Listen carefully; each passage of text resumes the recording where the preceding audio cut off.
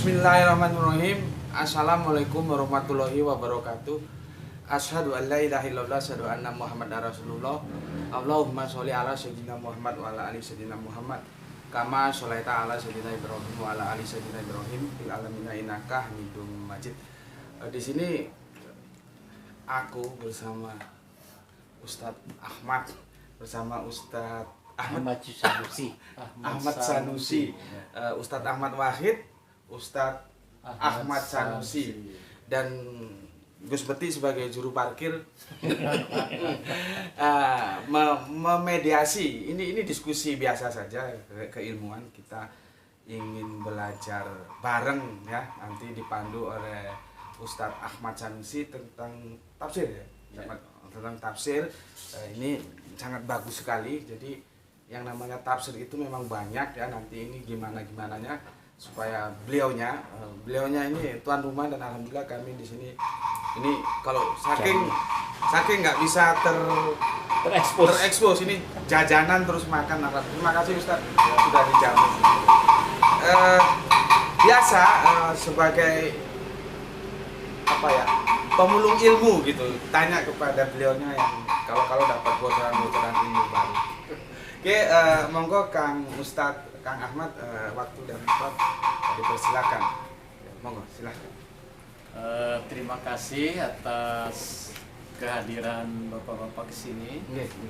Bismillahirrahmanirrahim. Asyhadu an la ilaha illallah wahdahu la syarikalah wa asyhadu anna Muhammadan abduhu wa rasuluh. Rekan-rekan semua, teman-teman dimanapun berada, alhamdulillah saya mendapatkan karunia besar dari Allah Subhanahu wa Ta'ala, kehadiran tamu Mas Sukoco dan Pak Ahmad Wahid hadir ke rumah saya, dan ini katanya kita buat semacam diskusi ringan tentang tafsir Jemaat Ahmadiyah.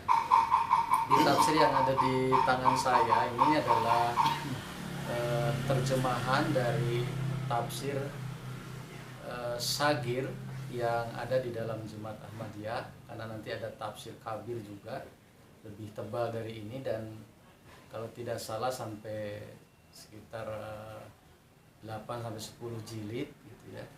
Jadi biasalah kita ngambil yang singkat-singkat gitu ya. Jadi tafsir Monggo lanjut, nggak apa-apa. Tafsir yang ada ini untuk bisa memahami ke dalam itu ada beberapa metodologi yang dikembangkan seperti itu. Jadi yang pertama, metodologi penafsiran yang ada di dalam Jemaat Ahmadiyah adalah Al-Qur'anu yufasiru ba'duhu ba'dun. Di ayat yang satu menjelaskan ayat yang lain. Misalnya tentang nikmat gitu ya, di dalam surah Al-Baqarah, siratal ladzina an'amta alaihim. Nah, itu dijelaskan di dalam surah yang lain bahwa nikmat itu adalah nikmat kenabian, syuhada, syahid, sidik, solihin gitu ya. Jadi nikmat yang dimaksud itu dijelaskan dalam ayat yang lain. Itulah bentuk-bentuk nikmat yang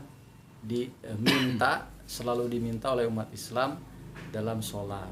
Itu Al-Qur'anu yufasiru ba'duhu ba'dun. Nah, untuk membuktikan itu nanti di dalam teks tafsirnya itu, misalnya tentang wa mimma rozaqnahum yunfikun gitu ya. Dan dari apa-apa yang dirizkikan oleh Allah, yunfikun, dibelanjakan. Itu biasanya ada tanda A kecil gitu ya. A kecil, nanti ada keterangannya. A itu, yunfikun itu dijelaskan dalam ayat apa saja. Itu ada nanti. Yang berkenaan dengan infak. Yang berkenaan dengan infak itu dijelaskan dalam beberapa ayat yang lain. Artinya memang si pembuat tafsir ini ya membaca secara keseluruhan, baru menafsirkan. Iya, baru menafsirkan. Sehingga sekalipun misalnya kata-katanya sama, yunfikun, tapi di ayat lain kan punya konteks yang berbeda. Gitu. Jadi nanti telusuri aja sampai ketemu antara teks dan konteks, kemudian juga dijelaskan, misalnya ada kata-kata wama qataluhu wama solabuhu walakin subiha lahum, misalnya itu ya, tentang penyaliban Nabi Isa. Nah di situ ada tafsir catatan kaki misalnya 2809. Nah itu nanti dijelaskan dari sisi keilmuannya, kemudian dari sisi sejarah, dan juga dari sisi-sisi yang lainnya. Nah, metode kedua adalah tafsir Rasulullah SAW. Misalnya ketika Rasulullah SAW turun kepada beliau tentang wa akhorina minhum lama yalhaqu bihim, gitu ya. Jadi, nah ketika turun ayat itu kan para sahabat juga bertanya-tanya, siapa lama yalhaqu bihim itu? Kaum akhorin itu siapa? Maka Rasulullah SAW dalam teks sebuah hadis dijelaskan bahwa Rasulullah tangannya memegang pundak Salman gitu ya, bahwa laukanal imanu inda suraya lanalahu rijalun aurojulun in haulai. Jadi kaum akhorin itu ini yang dimaksud, bahwa ketika iman terbang ke bintang Suraya, segolongan dari keturunan ini kira-kira jelas kitanya itu akan membawa iman yang terbang ke bintang Suraya. Jadi merujuk kepada Salman Al-Farsi. Ya. Kita tahu bahwa sahabat Salman Al-Farsi ini adalah orang yang mengusulkan membuat parit dalam Perang Khandak. Perang Khandak. Gitu. Jadi Rasulullah, nah itu tafsir, salah satu di antara tafsir Rasulullah SAW. Nah kemudian juga yang ketiga, metode ketiga adalah tafsir berdasarkan asar sahabat.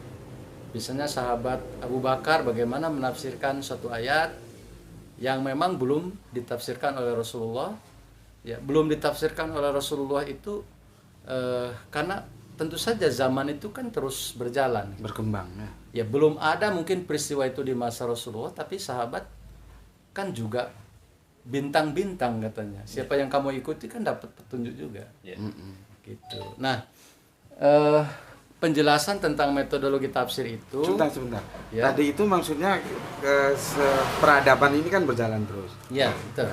Pada era Kanjeng Nabi itu belum dijelaskan karena peradabannya belum hadir. Nah, nanti dijelaskan sahabat gitu maksudnya. Iya, betul. Kalau mungkin kasusnya juga belum ada. Kasusnya belum ada. Kasusnya gitu. belum ada. Terus para sahabat kan menemukan itu.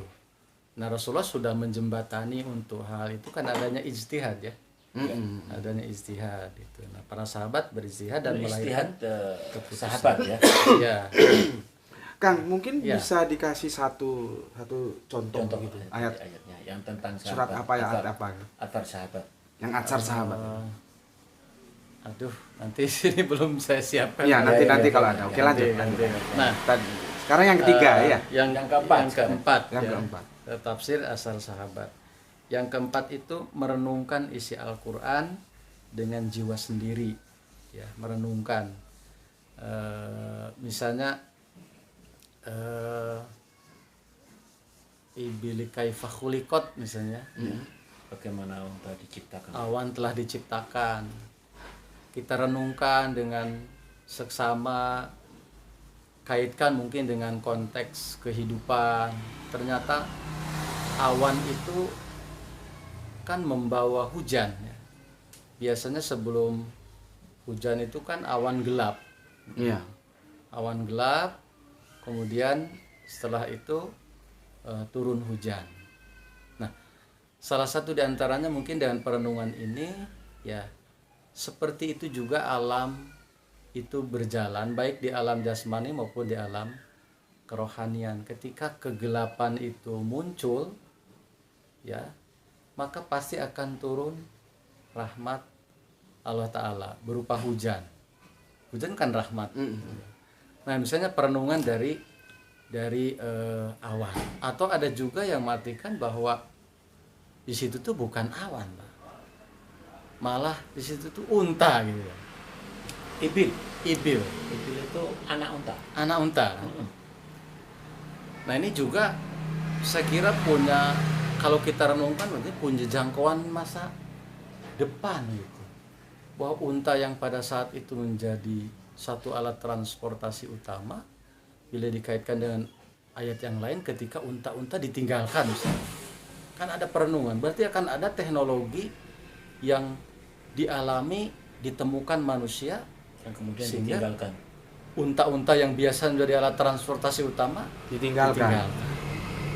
Nah itu misalnya melalui perenungan secara mendalam dari apa yang difirmankan Allah Ta'ala di dalam Al-Quran. Ini salah satu contoh saja.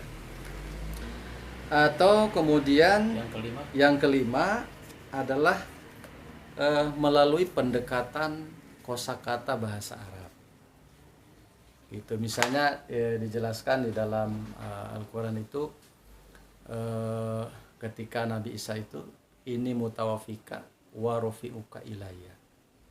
Ini mutawafika, aku akan mewafatkan engkau wa rafi'uka, dan akan mengangkat engkau ilayya, ke sisiku.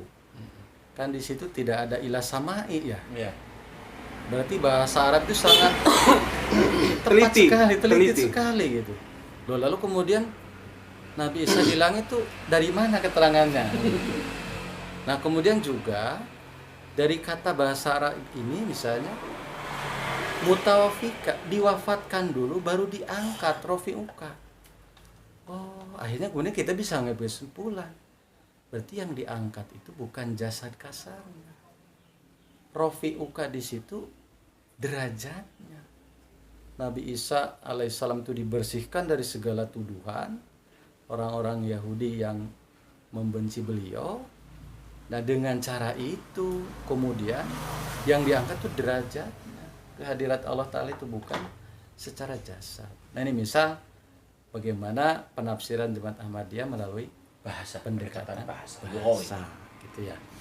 Kemudian yang keenam, memahami susunan nizam rohani perlu juga memahami susunan jasmani. Nah misalkan tidak akan mungkin turun hujan ketika tidak terjadi terik. Panas terik kan gitu. Itu ternyata kan juga merupakan satu konsep alam. Ketika itu kan air laut menguap, ditangkap oleh awan tadi, nyambung dengan yang tadi. Kan kemudian jadilah mendung, menggumpal, turun hujan gitu. Sebetulnya itu juga berarti hujan karena terik. Begitu kan urutannya? Iya, betul. Jadi kalau kita kaitkan misalnya dengan alam kerohanian gitu ya. Turunnya seorang utusan Tuhan itu memang ketika kerohanian manusia itu dalam keadaan kering. Kritis. Bangsa Arab lama sekali tidak turun nabi. Sampai kepada Rasulullah itu kan berapa ratus tahun ya. Kemudian diturun, sehingga kita mengenal bangsa Arab kan jahiliyah. Dalam sejarah kita selalu menyebut seperti itu. Nah, turunnya Rasulullah SAW itu ibaratnya menurunkan hujan rohani dari Allah Ta'ala. Sehingga bangsa Arab yang nyun sewu, kering dari sisi rohani, ya mereka hidup kembali menjadi orang-orang yang disegani dari segi akhlak, segi kepribadian. Bahkan kita sampai sekarang kan mengenal bagaimana Hazrat Umar. Sebelumnya beliau seorang petarung, seorang pegulat, tapi disentuh dengan ajaran Islam, ya bagaikan tanah kering, siram air, tumbuh kan gitu ya. Nah, ini yang ke-6 gitu ya. Nah, kriteria penafsiran Ahmadiyah yang ke-7 adalah bahwa adanya wahyu. Wahyu dari Allah Ta'ala. Mungkin ini yang saya katakan kemarin debatable Pak ya. Wahyu seperti apa? Apa wahyu yang sama dengan Al-Quran, melebihi Al-Quran, atau bagaimana? Oke, Pak, sebelum kita ke wahyu, ini diskusi santai aja. Iya, moga Pak. Sebelum kita masuk ke wahyu nanti yang dalam tanda kutip akan debatable. Di dalam penafsiran tadi kan pertama Al-Quran bil Quran, Al-Quran bi sunnah, Al-Quran bi athar, Al-Quran dengan renungan, sampai kepada Al-Quran dengan pendekatan bahasa Arab dan akhirnya Al-Quran dengan tadi yang terakhir apa yang nomor 6? Wahyu. Bukan yang ketujuh. Setelah kita memahami sistem jasmani dan juga sistem rohani. Ya, itu apa ya menyimpulkan nama ini. Oke, anyhow. Di sini saya belum menemukan apakah tidak ada metode penafsiran yang membutuhkan akal di dalam penafsiran. Umpamanya ayat-ayat yang berkenaan dengan sains. Ayat-ayat yang berkenaan dengan tadi umpamanya bagaimana bayi dilahirkan. Di dalam surat Al-Hajj kan banyak dibahas itu tentang kelahiran. Apakah tidak ada pendekatan dengan metode rasional? Sebelum kita masuk ke wahyu nanti. Oh iya. Saya kira gini Pak ya. Tadi dijelaskan melalui merenungkan isi Al-Quran, ini kriteria yang keempat, dengan jiwa sendiri yang telah mencapai kesucian. Sebab jiwa yang suci mempunyai keserasian dengan Al-Quran, seperti yang Allah Subhanahu wa Ta'ala sebutkan, la yamassuhu illal mutahharun. Ya. Perenungan di sini kan tentu melibatkan rasio ya, melibatkan akal pikiran kan. Kalau tidak begitu begini, kalau begini bagaimana jalannya? Kan tentu melibatkan rasio kita, melibatkan pemikiran kita. Nah, misalnya saja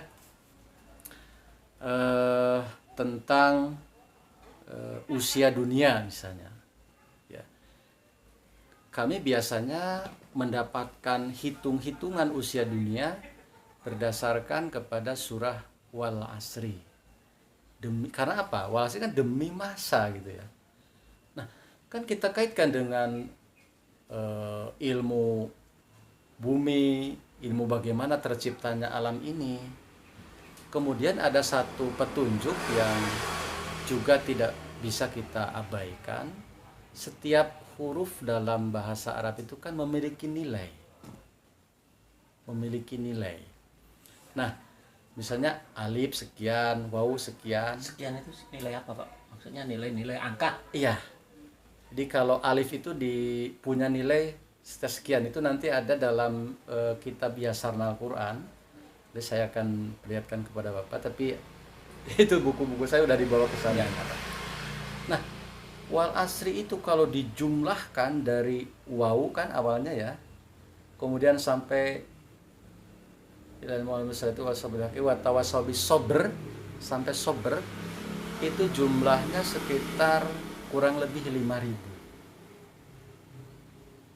Dari waw sekian, alif sekian, lam sekian, itu sekitar jumlahnya 5.000. Nah, kami kemudian menyimpulkan bahwa ayat ini kalau kita kaitkan dengan usia dunia ini adalah dari satu Adam ke Adam yang lain itu 7.000, maka dari Adam kita, Nabi Adam kita ke Rasulullah SAW itu usianya 5.000 tahun.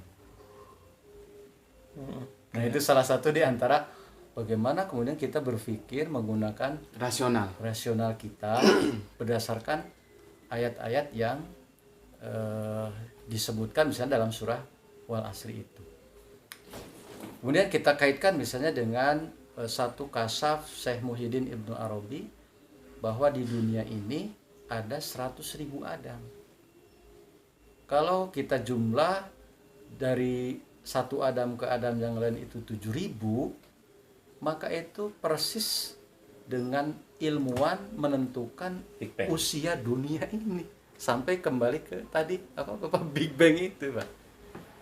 Itu kan kaitannya dengan sains, dengan ilmu pengetahuan. Tadi Pak, untuk ada 100.000 Adam tadi itu artinya basic dalil ini kan masih juga dalam tanda kutip ya, bukan dalil yang kuat, artinya ya, begitu. Ya. Tapi kalau di dalam perkiraan memang ya, karena nanti akan ada tadi kan diperkirakan bahwa Adam itu sampai dengan Nabi Muhammad 5.000 tahun sampai sekarang 6.000 tahun kira-kira begitu kan? Ya. Karena Rasulullah sudah 1.400 tahun, kira-kira 6.000 tahun Adam sampai sekarang. Dalam ilmu sekarang kan udah ditemukan peninggalan-peninggalan sebelum 6.000 tahun. Ya. Nah, apakah ini jawab penemuan-penemuan sebelum Adam? Makanya kemudian konsep Adam manusia pertama itu perlu kita perdebatkan lagi. Atau saya stressing dulu ya. Ya, moga-moga. Itu nanti masuk ke materi kan. Ya. Tapi setidaknya beliaunya telah memberikan sebuah contoh Ya. bagaimana penafsiran-penafsiran yang melibatkan rasionalitas. Ya. Terlepas nanti Betul terjadi atau salah, ya. perdebatan tuh hal lain Ya, kayak gitu. ya. Ya gitu ya. Ya, betul. Setuju ya. Oke, lanjut. Tadi sampai mana ya kita? Tadi kita masuk ke Adam Wahyu. tadi. Sudah, Oh. udah selesai itu. Oh, berarti nggak usah dikembangkan jadi, dulu ya. Jadi rasional itu masuk dalam perenungan. Mm-mm. Menurut beliau. Iya. Ya, Yang keberapa itu? Yang rasionalitas itu yang keempat. keempat. Tadi kan saya tanya seolah-olah renungan ini pemikiran saya tadi karena berenung dengan berpikir mungkin ada sedikit dalam konteks pemahaman berbeda. Merenung itu belum tentu berpikir dan berpikir tidak harus merenung. Jadi dua hal ya, lah itu. Jadi tapi kalau memang dalam kelompok merenung itu menggunakan pemikiran, oke lah kita bisa begini. Nah, sekarang kita masuk yang ketujuh tadi belum dijelaskan, saya potong tadi mohon maaf Pak, yaitu masalah wahyu. Bagaimana? Ya. Jadi untuk memahami penafsiran ini butuhlah wahyu. Nah, monggo pemahaman wahyu bagaimana? Saya sedikit membacakan dulu ya supaya tidak keliru memahaminya apa yang ditulis oleh pendiri Ahmadiyah gitu ya. Jadi kriteria ketujuh adalah wahyu gitu ya. Jadi menafsirkan satu ayat berdasarkan wahyu. Wahyu para wali, orang suci dan serta kasyaf para muhadisin. Kriteria ini seolah mencakup seluruh kriteria. Karena penerima wahyu atau muhadasiyah merupakan refleksi yang benar dari Rasulullah SAW yang diikutinya. Seorang muhadas melakukan peranan seorang nabi, hanya saja ia tidak mempunyai peraturan sendiri. Semua sifat diberikan kepada seorang muhadas kecuali sifat kenabian. Dan seorang muhadas tidak membawa peraturan baru. Kepadanya diperlihatkan ajaran yang benar. Jadi dalam hal menafsirkan Al-Quran berdasarkan wahyu, wahyu itu memperjelas isi Al-Quran, tidak kemudian bertentangan dengan Al-Quran atau melebihi Al-Quran. Jadi ini yang dipahami oleh Jemaat Ahmadiyah. Karena apa? Karena Allah Ta'ala itu kan punya sifat al-mutakalim, bercakap-cakap. Tidak mungkin Allah Ta'ala bisu.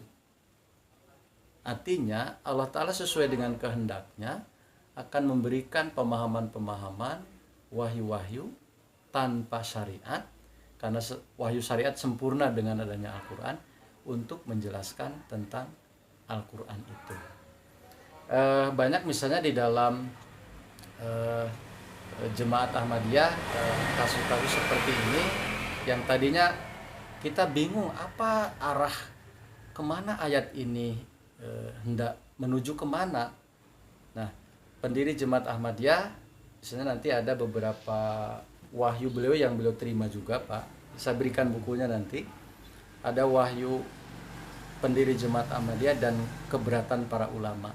Nah, itu juga dijelaskan di situ. Jadi kemana arah wahyu ini beliau menjelaskan. Pak, gini, mohon maaf, sebelum kita membahas lebih detail tentang wahyu ini sendiri, kita samakan dulu definisi wahyu ini menurut Ahmadiyah apa? Apakah seperti pada ahli sunnah wal jamaah itu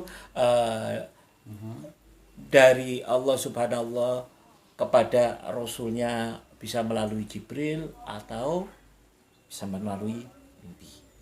Ini bagaimana wahyu? Apakah yang demikian atau wahyu ada definisi lain mungkin dalam Saya kira sama Pak, enggak. jadi enggak berbeda. artinya Jibril juga datang kepada yang tadi Ustadz Ahmad sampaikan bahwa ada muhaddats. Muhaddats itu kan pembaharu. Muhaddatsin tadi. Ya, yang Pembaharu kan? berbicara kan, muhadas. Oh, muhaddats dari kata hadatsa. Hadatsa. Ya, oke. Oke. Berarti yang pembicara ini mendapatkan wahyu dari Allah. Begitu. Mm-mm. Melalui Bisa melalui mimpi, Bisa. melalui kasyaf. kasaf, mimpi, Kasyaf itu kan Penglihatan ya. penglihatan. Ya, Bagaimana ya istilahnya, setengah tidur tapi ya masih ingat ya, kan. ya. Oke. Perlihatkan kasyaf. Perenungan lah. Ya seperti misalnya ketika Rasulullah ditanya berapa pintu Masjid Al-Aqsa kan gitu ya. Ya. Masjid Al-Aqsa kan Rasulullah terdiam dulu. Setelah itu Rasulullah diperlihatkan kepada beliau. Ya. Itu kan kasyaf. Oke. Kasyaf. Melalui Jibril ada enggak? Itu kami melihat ada Pak melalui Jibril. Tapi tadi sifatnya itu ya Bukan sudah syariah. dikunci mati gitu, bukan syariat. Oh, bukan Sifat syariat. Bukan berarti syariat. apa sifat? Apanya sifatnya apa, Pak? Ya sifatnya menjelaskan, memperjelas ayat-ayat Al-Quran yang maksud dari ayat itu kemana. Itu sifatnya memperjelas itu. Jadi justru menguatkan Al-Quran, bukan melemahkan atau menyaingi Al-Quran. Nanti saya sampaikan juga di situ ada banyak wahyu-wahyu itu, misalnya berkaitan dengan Perang Dunia Ketiga misalnya. Itu kan ada wahyu dari Allah SWT bahwa Perang Dunia Ketiga ini arahnya seperti ini. Nanti akan terjadi perang nuklir dengan syarat kalau manusia kembali kepada Tuhan, kembali menyembah Allah Ta'ala dengan secara sempurna seperti yang diajarkan oleh Rasulullah SAW, perang itu tidak akan terjadi. Karena ada wahyu-wahyu yang menjelaskan ke arah sana. Itu salah satu contohnya. Itu ada enggak, Pak, wahyu-wahyu yang datang kepada muhaddats tadi itu yang artinya tentu tadi tidak berkenaan dengan syariat yang mengubah Al-Quran, tetapi sesuatu hal yang baru, tidak ada hubungannya dengan keagamaan, ada wahyu datang katakan, atau tidak ada konteksnya dengan syariat. Ada enggak semacam itu wahyu yang datang kepada muhaddats tadi itu? Tidak berkenaan dengan syariat. Ya, ada enggak wahyu yang datang tidak berkenaan dengan syariat? Apa itu juga dinamakan mungkin bukan wahyu atau mungkin tentang apa gitu yang tentang duniawi atau tentang apa atau tentang Ya, ada Pak. Misalnya pendiri Jemaat Ahmadiyah menerima satu wahyu, yatimu ismi wala yatimu ismuka misalnya. Jadi kamu akan berakhir dan Tuhan tidak akan pernah berakhir. Yatimu itu kan khatam, tutup gitu ya, Tutup, ya. selesai gitu kan. Dan ini yang kadang-kadang diartikan oleh beberapa orang yang memusuhi Ahmadiyah itu diartikan sebagai sempurna yatim itu. Jadi seolah-olah penutup. Mirza Ghulam Ahmad sempurna, Allah tidak sempurna gitu. Padahal di situ yatim itu kan Yatim akan itu menutup. mati, akan berakhir, Akan menutup ya. akan tutup Khatamah. usia gitu. Iya, khatamah. Itu kan tidak bukan wahyu terkait dengan syariat kan. Bahkan terkait dengan seseorang, diri beliau. Satu kabar, satu wahyu dari Allah Ta'ala bahwa ajal beliau telah dekat. Kan tidak berkenaan dengan syariat ya. Iya. Kan berkenaan dengan pribadi seseorang. Atau misalnya wahyu yang diterima oleh pendiri Ahmadiyah terhadap orang-orang yang memusuhi Islam. Ini pendiri Muhammadiyah yang Bapak maksud bukan khalifah-khalifah ya? Bukan ya, tapi Hadratul Mirza Ghulam Ahmad. Mirza Ghulam Ahmad ini tadi. Misalnya beliau menerima wahyu tentang kematian Alexander Dowie misalnya, itu kan beliau diberitahu karena begitu rupa menghina Rasulullah SAW, beliau mengirimkan surat untuk memperingati berhentilah dari perbuatan itu, tetapi beliaunya tidak berhenti, maka Allah mewahyukan kepada beliau dalam kurun waktu sekian tahun beliau akan meninggal. Itu kan tidak berkenaan dengan syariat, tetapi dengan urusan-urusan kemanusiaan gitu ya. Ya karena beliau menghina Rasulullah SAW, maka akan menerima azab seperti yang diberitakan Allah Ta'ala kepada beliau. Kalau kita lihat, Sebentar dulu. Atau mungkin istilahnya apa gitu ya di Apakah wahyu itu tidak spesifik kah? Karena kalau dijabarkan seperti tadi itu, wahyu itu menjadi universal dia. Kan kalau kita harus kembali ke belakang, wahyu itu kan yang diberikan hanya kepada Rasul gitu loh. Nah, misalkan almarhum ibu aku itu ya mau dari pasar, dari warung, mesti kalau mau mandi itu jam 5 sore itu siram-siram bunga dulu kan, terus mandi, terus sholat asar kan. Nah itu begitu mau siram bunga, bunganya layu. Aku lupa bunga apa ya, layu. Pada waktu itu Mbah Putri di Sumatera Utara sana sedang sakit. Mbah Putri dari bapak. Kata ibu, kata mama, kami di Sumatera mama ya, jangan kasih tahu bapakmu. Oh suplir. Bunganya masuk ke kamar mandi, jeding gitu. Nggak lama kemudian sekitar esok gitu ya, dulu kan belum ada apa, adanya telegram kan. Datang telegram, ternyata Mbah Putri sedo. Terus gitu itu wahyu gitu. Atau gimana gitu loh. Ya isyarat kalau Nah, iya, karena makanya gini juga. Seperti yang kemarin saya sampaikan, setelah Rasulullah SAW wafat, para sahabat kan dalam kondisi kebingungan bagaimana memandikan jenazah Rasulullah. bukannya Rasulullah juga mengajarkan memandikan sahabat-sahabat yang Bunda meninggal. Hijah juga. Iya. Nah, iya Ada betul. yang bagaimana mereka meninggal pada waktu perang tidak harus dimandikan. Kemudian bagaimana yang mati dalam keadaan sakit dimandikan. Itu kan sebelum Rasulullah meninggal, berarti sahabat kan sudah diajari tentang hal itu. Nah, sehingga sahabat mengerti Ya. bagaimana memandikan Rasulullah pada waktu beliau wafat. Ya, tapi sejarah mencatat terjadi sebuah peristiwa, mereka seolah dalam kondisi tertidur dan ada wahyu kepada mereka bahwa beginilah Kepada siapa cara tuh? Wahyunya kepada memandikan siapa? kepada para sahabat yang ada saat itu. Nanti buku keterangannya ada di situ deh. Saya sebetulnya sudah buat video tentang ini, Pak. Iya, Ini saya share ya. Di-share ya. Ini saya share ya. Iya, iya. Ini saya share. Nah, itu juga bahwa memandikan jenazah Rasulullah tidak harus membuka bajunya. Misalnya ada kalau kita misalnya saya pernah juga membaca, ini perlu dikoreksi lagi Bapak-bapak, silahkan. Syekh Abdul Qadir Jailani misalnya juga menerima beberapa wahyu. Ya, Syekh Abdul Qadir Jailani. Kemudian di antaranya juga yang lain ada, nanti bisa diungkap lah sejarah ini ya. Kita sama-sama belajar Pak ya. Iya. Ini boleh kita sama-sama belajar. Itu ada beberapa di antaranya yang juga menerima wahyu. Tetapi saya berkeyakinan juga seperti yang Jemaat Ahmadiyah yakini, bahwa wahyu setelah Al-Quran itu tidak mengandung syariat.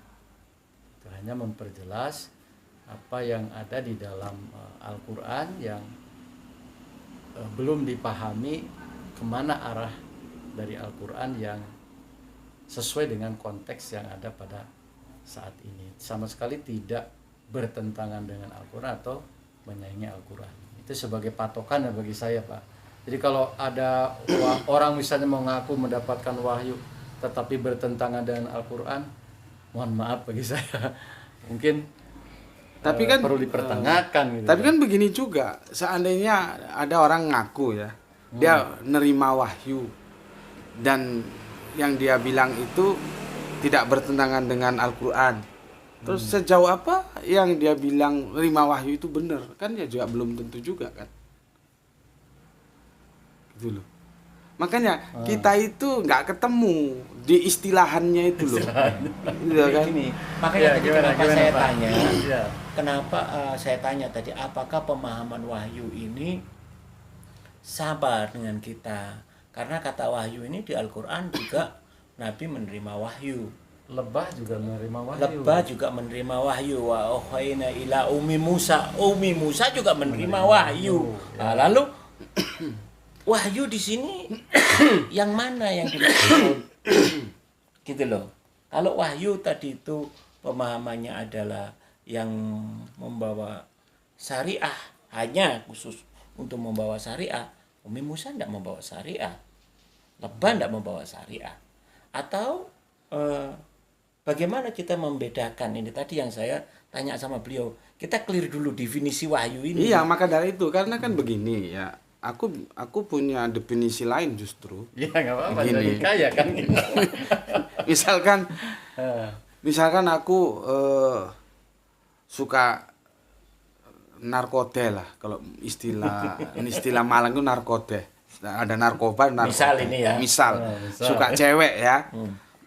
Suka cewek selama ini. Terus tiba-tiba aku cuma duduk-duduk gitu ya. Terus ada orang setel Al-Qur'an berdasarkan dengan terjemahannya gitu ya. Iya. Terus jangan dekati zina, Iya. gitu ya. Terus aku nggak berzina. Berhenti berzina. Iya. Heeh. Itu aku dapat wahyu loh. Itu dalam definisi Anda telah mendapatkan wahyu. Lah iya, kalau wahyu itu liar kan aku bisa. Bukan petunjuk. Lah ya itu makanya. Oh, kalau wahyu itu diartikan universal. Iya. Berarti sampai mendapat wahyu. dapat wahyu. Apakah itu wahyu atau itu petunjuk? Lah ya itu makanya Masih tanda kita kutip, ya. ini nggak ketemu di istilahannya. Iya, betul. Betul. Kan aku bisa mengklaim aku dapat wahyu. Kenapa kamu sekarang nggak mau main cewek? Nggak, aku dapat wahyu. Dari mana? Kemarin aku duduk-duduk ada tetangga setel Al-Qur'an, jangan dekati zina. Aku sekarang nggak mau berzina. Nah, wahyu. Iya. Iya kan? Kalau mendefinisikan wahyu seperti itu. Itu, makanya. Terlalu universal. Ya. Kalau mungkin saya boleh berpendapat Pak ya, Monggo. di wahyu itu ya wahyu yang membawa syariat baru dan wahyu yang Tidak membawa syariat. membawa syariat. Wahyu yang membawa syariat itu kan jelas seorang rasul, seorang utusan Allah Subhanahu wa taala yang kepadanya diberikan amanat syariat baru. Karena kan tidak semua nabi membawa syariat. Coba nabi 25 yang wajib diketahui. Tapi kenyataannya agama ada berapa? Kitab suci ada berapa? Berarti artinya ada nabi-nabi yang melanjutkan wahyu syariat sebelumnya. Nah, apakah mereka selama melaksanakan wahyu syariat yang sebelumnya itu tidak mendapatkan petunjuk untuk kasus-kasus tertentu? Kan pasti Allah Ta'ala membimbing mereka. Nah, itulah wahyu yang tanpa syariat. Loh, disebutkan dalam hadis, mohon maaf kalau saya salah Pak, mimpi yang benar saja 1/46 dari kenabian gitu. Itu mimpi yang benar. Berarti kan juga bagian dari Wahyu dalam konteks yang lain kan, gitu ya. Seperti Itu metafor. Pak. makanya gini loh. Diskusi apapun ya. Jangankan kita yang internal ya. Yang eksternal sekalipun, kalau kita tidak sepakat dalam satu istilahan itu Sulit dipecahkan. Sulit. Nah, ini tadi yang saya bilang. makanya wahyu itu apa? Nah, Itu. ini harus Makanya tadi saya tanya itu. Ya. seperti mama saya tadi, aku bisa bilang, mama saya dapat wahyu dari Allah. Nah, mama saya meninggal, Mbah Putih saya meninggal, Ya. kan bisa juga gitu. Saya kira nanti di teman-teman NU itu ada istilah-istilah maunah Irhas, Ya. kemudian dan itu kan mereka itu tingkatan-tingkatannya. Oh ini, sehingga kemudian mendefinisikan bahwa wahyu itu hanya untuk seorang nabi. Itu yang pernah saya tahu ya, mungkin nanti juga bisa konfirmasi. Yang saya pernah tahu seperti itu. Sehingga kalau misalnya Mas mendapatkan tadi seperti itu, ibunya tadi, oh itu bukan wahyu, itu masuknya ke kelompok ini, Irhas kah atau apakah kan gitu, seperti itu. Nah, Yang wahyu yang bagaimana kemudian? Yang di luar syariat. di luar syariat tidak membawa Nah, syariat. itu tadi kan di wahyu. luar syariat. Iya. Itu tidak termasuk Loh, gini Cak Mat. wahyu. Masalah wahyu di luar syariat, wahyu tentang syariat itu kita abaikan dulu. Tapi kita selesaikan dulu wahyu itu apa. Nah, justru itu. Sama misalkan gini ya, kalau kita di sekolah ekonomi itu ya, jenengan sebagai pebisnis tahu lah. Itu ada mata kuliah namanya forecasting. Misalkan tahun ini penjualan kita 10M. Kita bisa hitung itu berarti tahun depan itu kira-kira berdasarkan berapa? 6 data 6 bulan ke belakang. Itu bisa Dan melihat 10 kondisinya apa, pengaruhnya apa aja bisa 10M plus sekian. Nah, itu dihitung bisa. Tapi ya sebagai seorang manajer seperti beliau itu kadang-kadang nggak usah dihitung. Kata ini. Paham ya? Intuisi. Nah, apakah itu enggak wahyu juga gitu. Ayo coba. Berarti kita mentok di sini. Mentok di sini. Diskusi next. Oke. Soalnya gini juga memang. Next diskusi saya setuju itu. Oke. Menarik itu. Karena gini, saya juga mengira-ngira apa yang akan dibicarakan itu kan masih blank. Iya. Memang kita nggak ada rencana apa-apa ya. Tapi kalau misalnya kita susun, itu saya lebih suka itu Pak. Kita jadi terfokus membicarakan. Oke. Kalau gitu masalah wahyu Aku justru lain. apa? Aku orangnya suka yang mengalir aja gitu. Tapi ada yang formalis ya nggak apa-apa gitu. Enggak Bu, maksudnya kalau diskusinya mengalir aja, tapi sebelumnya kan mempersiapkan Tajuknya. diri dulu. Iya. Mempersiapkan diri. Kalau gitu gini, yang umum aja sudah yang umum. Jadi sementara ini di kalangan masyarakat sebenarnya saya terus terang ya menyesali apa yang terjadi dengan kekerasan terhadap orang-orang Ahmadiyah sampai dibakar apa itu juga tidak benar. Tidak demikianlah. Seharusnya kita bisa berdialog dengan baik. Kenapa harus dengan kekerasan? Cuman sekarang ini yang membuat pemahaman umum tentang Ahmadiyah itu apa sih? Oh, Ahmadiyah ini dianggap bahwa khataman Nabi sudah selesai, yaitu pada Rasulullah Muhammad. Kok tiba-tiba orang Ahmadiyah itu mengaku ada Nabi lagi, namanya Mirza Ulama Ahmad, kan begitu di pemahaman kalangan umum sekarang. Lah, mungkin kita ingin dengar dari jenengan. Sebenarnya bagaimana sih pemahamannya itu, gitu loh. Jadi apakah betul seperti itu yang difahami oleh publik atau oh bukan, nabinya itu dimaknai begini atau bagaimana? Monggo silakan.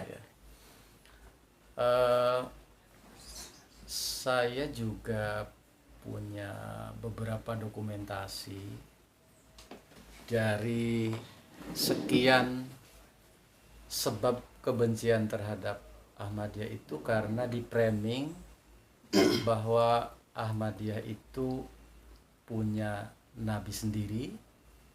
Karena punya nabi sendiri, kan di pikiran umum itu yang namanya nabi itu punya kitab, punya syariat, punya tempat suci sendiri, punya syahadat sendiri.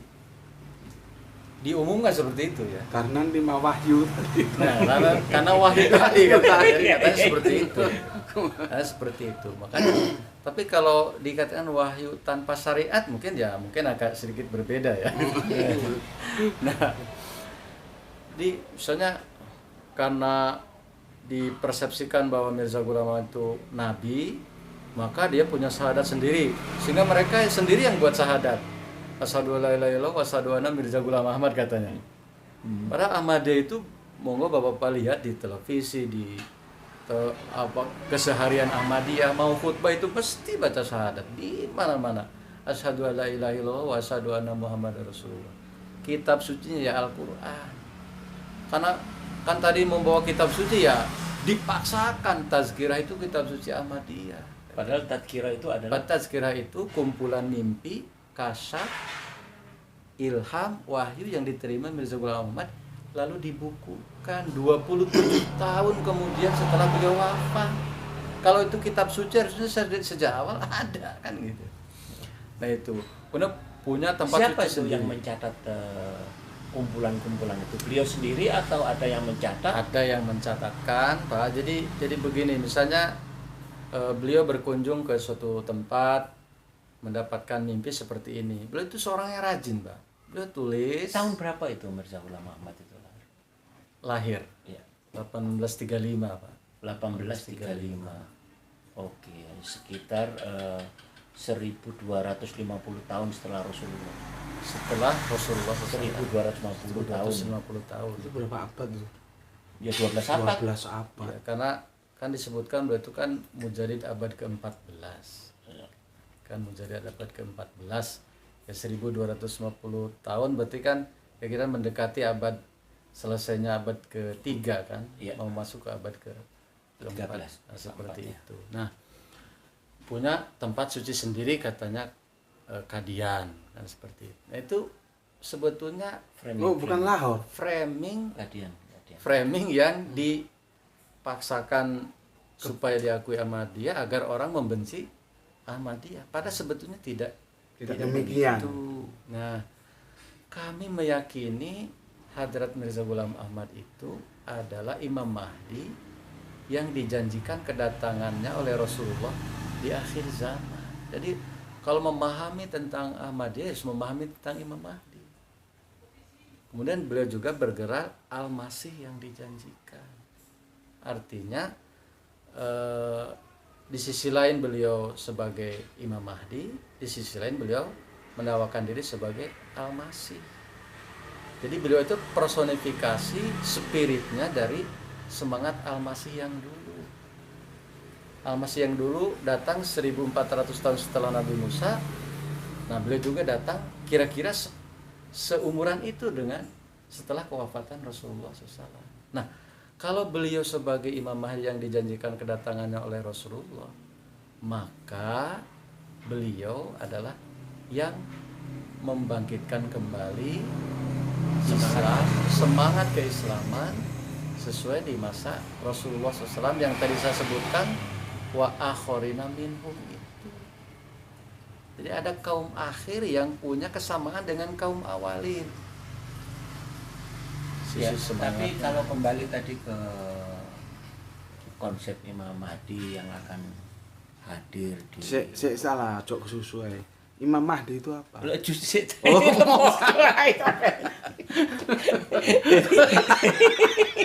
Ya, jadi kita ini biasa begitu supaya enak diskusinya satu bahasa. Nggak terlalu kaku. Imam Mahdi, tapi Imam Mahdinya sendiri belum dibahas. Imam Mahdi ini siapa?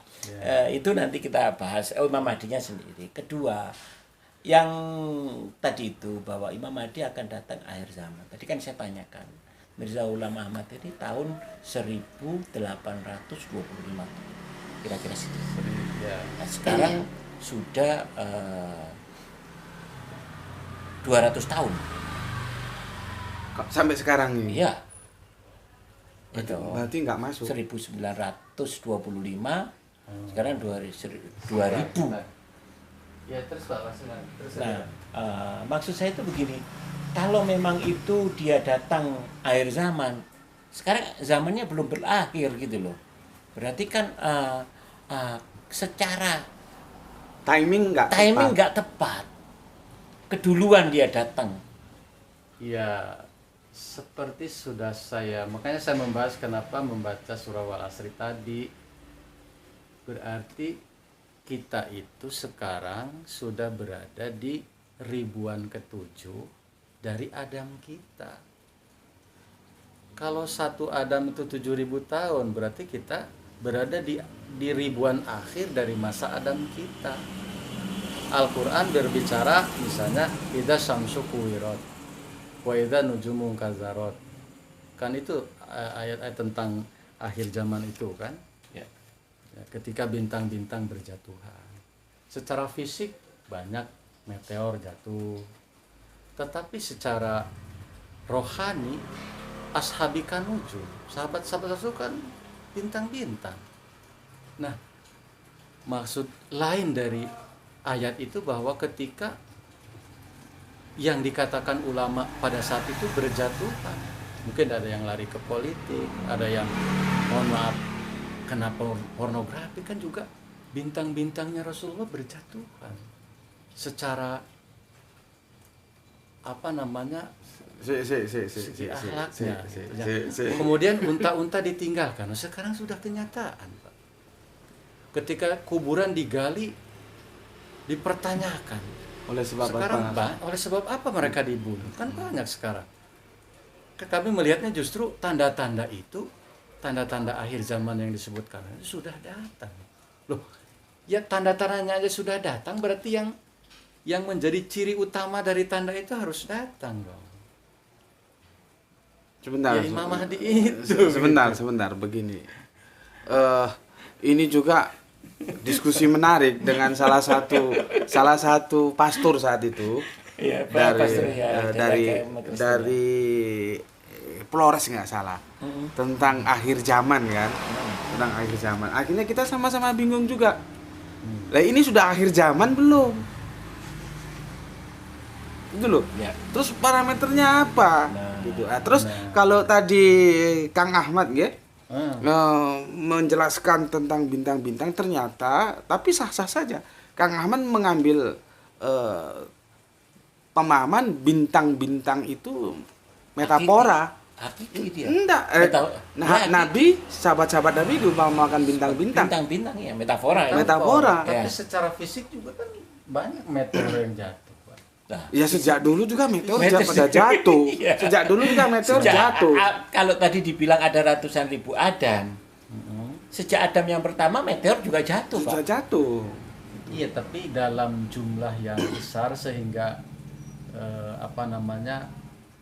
kan tentu kalau hanya peristiwa biasa nggak perlu dong disebutkan Al-Quran kan gitu. Dia dalam peristiwa Loh, yang gini kan. Ya, oke. Kita bukan membantah Al-Quran ya. Ah, Tapi kita mencari kira-kira yang dimaksud Al-Quran itu waktunya itu benar ini atau tidak. Begitu. nah, yang mau Ya itu. Nah, karena begini juga, kalau tadi dia bawakan bahwa ini kalau kita ngomong Imam Mahdi ini kan banyak di dalam hadis. Iya, Al-Quran tidak cerita. Loh, coba Bapak lihat lagi misalnya di ayat yang kelima, dan apabila binatang-binatang liar dikumpulkan, kebun-kebun binatang, apabila sungai-sungai dikeringkan airnya lalu dialirkan, bendungan-bendungan, dan apabila manusia dipertemukan, hubungan dunia mudah dan cepat, internet, zoom, Kodeksi. itu bukankah kode itu kepada kita? Iya. Apa yang dikatakan? Nah, ini hubungannya dengan Imam Mahdinya apa? Kan Imam Mahdi datang di akhir zaman. Ciri-ciri akhir zaman ini. Lah ya Imam Gitu. Mirza Ghulam Ahmadnya kan sudah hampir 200 tahun yang lalu sudah datang, tapi akhir zamannya masih ada, kita masih duduk saat ini. Ya. Bagaimana takunu nubuwata fikum masyaallah antakuna summa takunu khilafatan alamin haji nubuwah summa takunu mulkan ardhon summa takunu khilafatan alamin haji nubuwah summa sakata.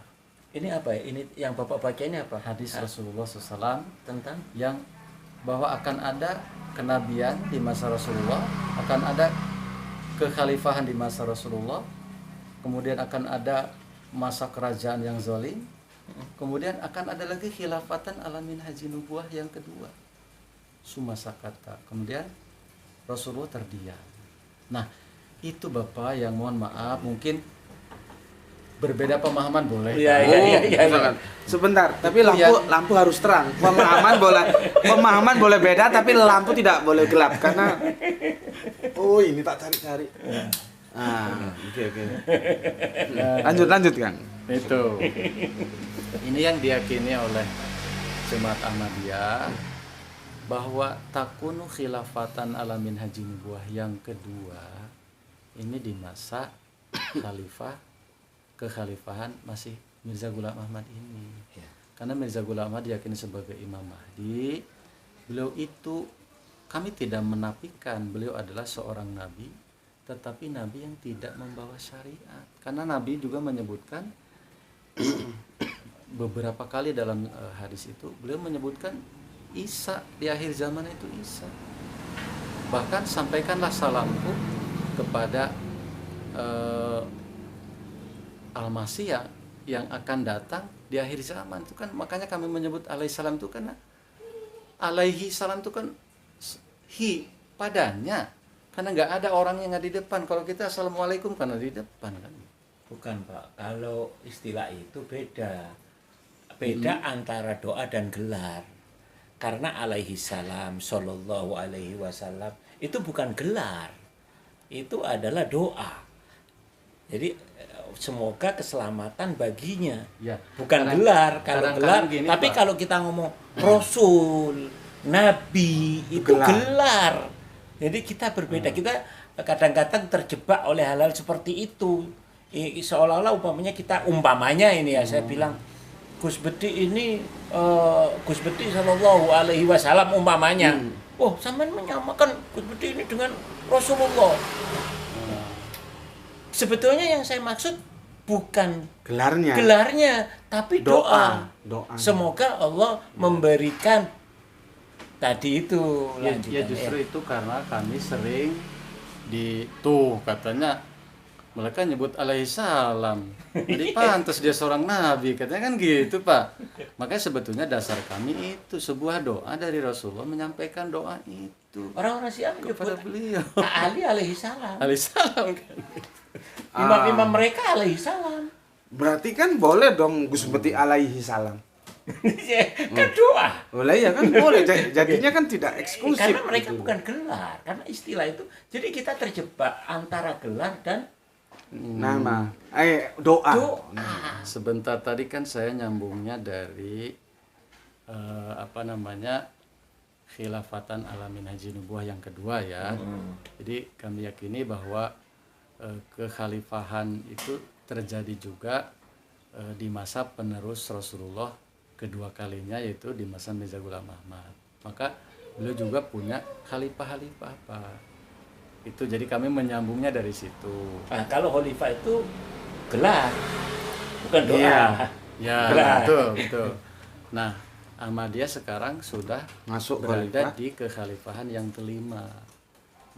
Pertama Hakim Nuruddin, kedua Basiruddin Mahmud Ahmad, ketiga Nasir Ahmad, keempat Tahir Ahmad, sekarang kelima Masrur Ahmad. Nah, kekhalifahan Ahmadiyah akan berjalan sampai masa yang panjang. Itu orang mana? Diisyaratkan oleh Summa Sakata tadi, Rasulullah berdiam diri setelah menyebutkan rangkaian hadis itu. Nah, kami mengambil itu Pak. Kalau salah ya monggo nanti Enggak. Saya mau tanya aja dulu. Yang 5 khalifah tadi, khalifahnya Pak Mirza tadi, itu orang mana aja itu? Apa harus dari keturunan mereka? Begini, kan lau kanal imanu inda suroya lana lahu rijalun aurojulun. Jadi rijalun itu merujuk kepada bukan keturunan beliau, rijalun itu merujuk kepada keturunan beliau secara fisik. Nah, Hakim Nuruddin kan bukan keturunan Mirza Ghulam Ahmad. Enggak, saya enggak tanya keturunan, saya tanya orang mana gitu loh. Oh iya, maksudnya gini, kan nanti nyambung loh dari mana dia. Iya. Dari mana? Perlu disambungin dulu. Lagi begebu-gebu ini. Memang seru ini. Nah, dari situ, beliau asli orang Pakistan. Di sana kan karena lahir di sana. Kemudian rojulun ini laki-laki, rijalun ini banyak laki-lakinya, itu mengisarkan kepada keturunan beliau. Basiruddin Mahmud Ahmad khalifah beliau kedua, anak beliau. Nasir Ahmad masih keturunan beliau, sampai sekarang juga masih keturunan dari Hazrat Mirza Ghulam Ahmad. Tetapi seperti hadis yang menyebutkan bahwa inna auliyaul muttaqin, misalnya Rasul bersabda bahwa sesungguhnya keluargaku adalah orang-orang yang bertakwa. Jadi kami meyakini tidak mutlak harus dari keturunan pendiri Ahmadiyah khalifah itu. Tapi siapa yang bertakwa? Tapi Faktanya sekarang memang dari keturunan beliau, tapi ada yang bukan dari keturunan beliau. enggak, maksud saya kok nggak ada misalkan orang Jawa, Indonesia atau dari Sunda gitu loh. Kenapa Ya, harus makanya orang-orang sampean kudu ngerti bagaimana pemilihan khalifah di Ahmadiyah ya. Begini. Di Ahmadiyah itu ada dewan intikhab, dewan pemilihan khalifah. Yang berhak memilih itu adalah orang-orang yang misalnya di Indonesia punya amir, itu menjadi wakil dari Indonesia untuk pemilihan itu, dan beliau pun berhak dipilih kalau memang layak. Gitu.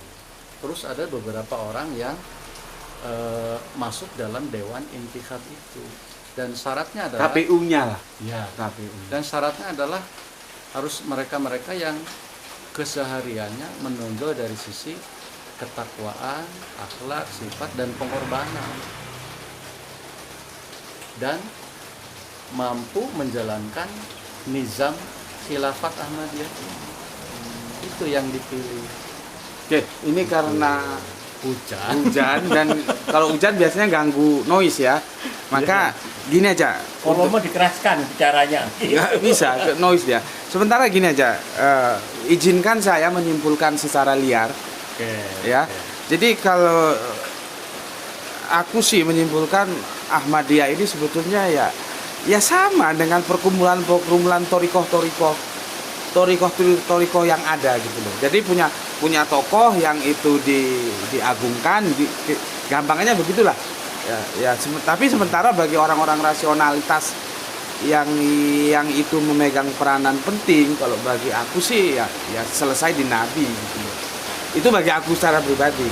Tapi bagi orang-orang tertentu yang ingin masuk dalam kelompok-kelompok, sebetulnya Ahmadiyah ini ya sama aja. Ada kelompok-kelompok lain di toriko lain juga begitu. Itu mungkin salah kesimpulannya.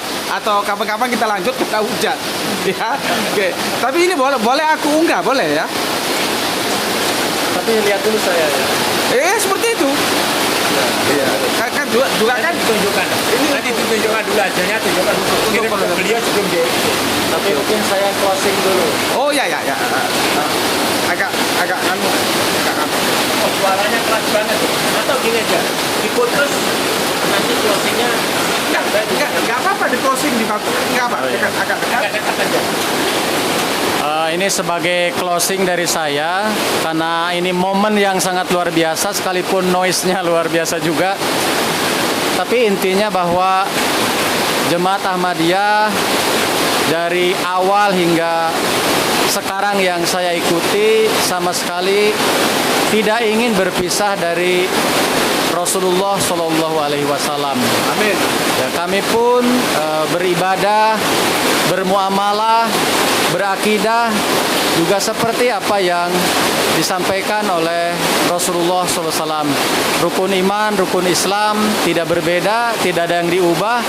Al-Quran 30 juz, tidak dikurangi, tidak ditambahi, hanya penafsiran yang mungkin bisa dipelajari lebih lanjut untuk sama-sama dipahami. Saya kira itu saja. Langsung ditutup aja. Dan ini mohon maaf karena diskusinya secara spontan begitu ya, Dan kekeluargaan. tidak ada persiapan sama sekali. Mungkin kedepannya bisa lebih tematik lagi supaya bisa dinikmati oleh yang lain secara utuh. Terima kasih. Monggo Ustaz Ahmad. Ya, kalau dari saya diskusi ini sebenarnya tadi tanpa persiapan dalam dua belah pihak ya. Artinya beliau pun nggak siap untuk ditanya, belum siap. Kita pun juga tidak siap untuk apa yang mau kita tanyakan. Jadi ya diskusi mengalir saja. Sebenarnya menarik. Ini kita kepingin lebih lama, tapi terganggu oleh suara hujan ini. Semoga nantinya bisa kita lanjutkan ya, Iya. dan lebih tematik.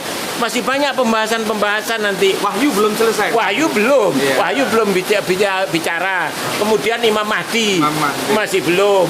Kemudian ya ada lagi satu lagi.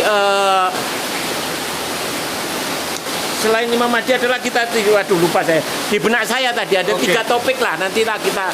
Dan saya ucapkan banyak terima kasih karena saya dihadiahi oleh beliau terjemahan dan tafsir singkatnya aja segini. Ini namanya tafsir sohir katanya.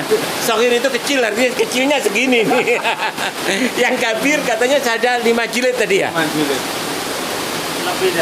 Lebih dari itu. Nah ya, jadi saya ucapkan terima kasih banyak. Mudah-mudahan sangat bermanfaat ini. Monggo. Amin. Saya sebagai juru parkir yang mengatur aliran diskusinya mengucapkan terima kasih untuk Sohibul Bait, untuk Kang Ahmad atau Nuhun Kang. Ya. Beliaunya dari Pasundan ya. Semoga bisa kita lanjutkan lagi.